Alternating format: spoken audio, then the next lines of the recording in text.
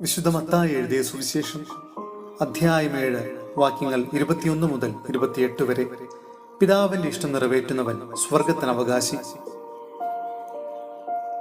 കർത്താവേ കർത്താവേ എന്ന് എന്നെ വിളിക്കുന്നവനല്ല, സ്വർഗസ്ഥനായ എന്റെ പിതാവിന്റെ ഇഷ്ടം നിറവേറ്റുന്നവനാണ് സ്വർഗരാജ്യത്തിൽ പ്രവേശിക്കുന്നത്.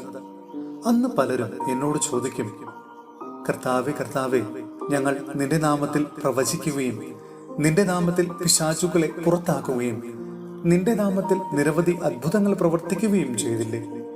അപ്പോൾ ഞാൻ അവരോട് പറയും, നിങ്ങളെ ഞാൻ ഒരിക്കലും അറിഞ്ഞിട്ടില്ല.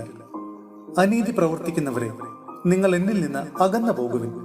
അതിനാൽ എന്റെ ഈ വചനങ്ങൾ ശ്രവിക്കുകയും അവ അനുസരിക്കുകയും ചെയ്യുന്നവൻ പാറമേൽ ഭവനം പണിത വിവേകമതിയായ മനുഷ്യനെ തുല്യനായിരിക്കും.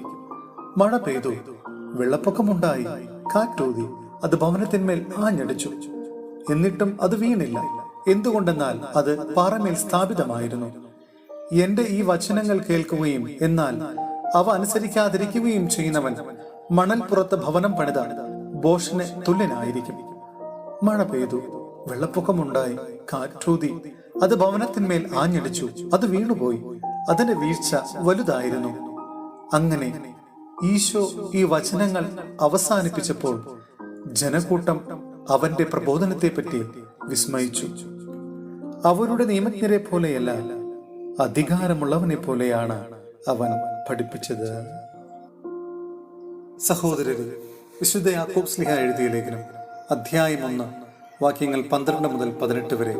പരീക്ഷകളെ അതിജീവിക്കുന്നവർക്ക് ജീവന്റെ കിരീടം. പരീക്ഷകൾ ക്ഷമയോടെ സഹിക്കുന്നവൻ അനുഗ്രഹീതൻ.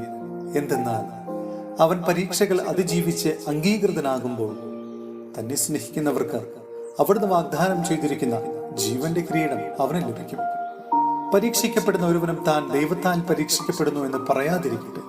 എന്തെന്നാൽ തിന്മയാൽ പരീക്ഷിക്കപ്പെടാത്തവനാണ് ദൈവം. അവിടുന്ന് ആരെയും പരീക്ഷിക്കുന്നുമില്ല. ഓരോരുത്തരും പരീക്ഷിക്കപ്പെടുന്നത് സ്വന്തം ജഡമോഹങ്ങളാൽ വശീകരിക്കപ്പെട്ട് കുടുക്കിലാകുമ്പോഴാണ്. ജഡമോഹം ഗർഭം ധരിച്ച് പാപത്തെ പ്രസവിക്കുന്നു. പാപം വളർച്ച പ്രാപിക്കുമ്പോൾ മരണത്തെ ജനിപ്പിക്കുന്നു. എന്റെ പ്രിയ സഹോദരരെ, നിങ്ങൾക്ക് മാർഗഭ്രംശം സംഭവിക്കരുത്. എല്ലാ നല്ല ദാനങ്ങളും എല്ലാ പൂർണ്ണ വരങ്ങളും ഉന്നതത്തിൽ നിന്ന്, വ്യതിയാനമോ മാറ്റത്തിന്റെ നിഴലോ ഇല്ലാത്ത പ്രകാശങ്ങളുടെ പിതാവിൽ നിന്ന് വരുന്നു.